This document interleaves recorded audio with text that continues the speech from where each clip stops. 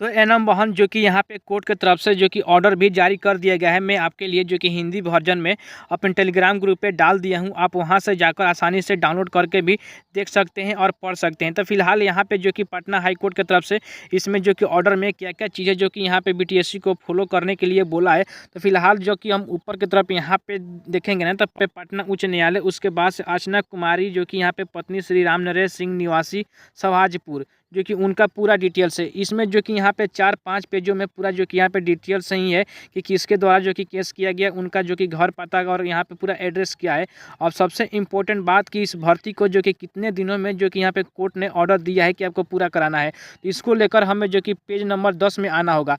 तो चलिए हम पेज नंबर जो कि 10 में चलते हैं। यहाँ से हम लोग देखेंगे तो यहाँ पर यहाँ पर हम लोग जो कि यहाँ पे देख सकते हैं, हम लोग पेज नंबर जो कि 10 में आ गए हैं।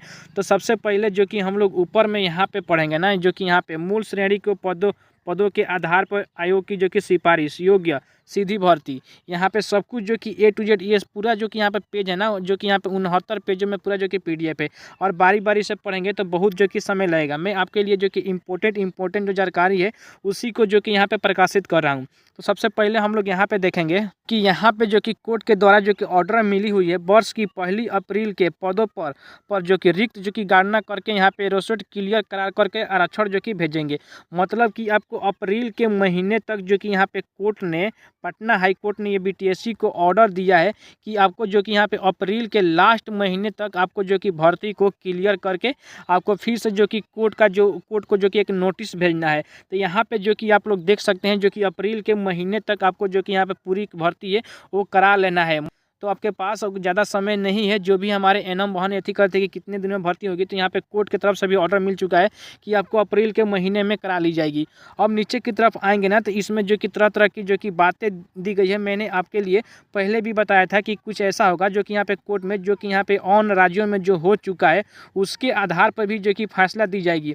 ऐसे में जब हम लोग यहाँ पे नीचे की तरफ आएंगे, जब यहाँ पे 55-56 पेज पर आएंगे, तो हम लोग यहाँ पे देखेंगे जिस तरह से अन्य राज्यों में जो यहाँ पे फैसला अन्य कोर्टों ने सुनाया है, उसी के जो कि मद्देनजर जो कि रखते हुए पटना हाई कोर्ट ने भी सुनाया है। जो कि आप लोग यहाँ पे पूरा जो कि डिटेल्स यहाँ पे देख सकते हैं। मैं इसका PDF है टेलीग्राम ग्रुप में डाल दूंगा, आप वहाँ से जाकर आसानी से पढ़कर जो कि अपना समझ सकते हैं। लेकिन जो इम्पोर्टेंट बातें हैं मैं आपके लिए जो कि यहाँ पे पूरा यहाँ पे समझाता हूँ किस तरह से क्या है। यहाँ पे देखिए क्या जो कि लिख के आ रहा है 31 में, जो कि यहाँ पे तथ्यों एवं परिस्थितियों पर विचार करते हुए वर्तमान मामला और पूर्वगामी कारणों से रीट याचिकाओं उपरांत सीमा तक स्वीकार की जाती है।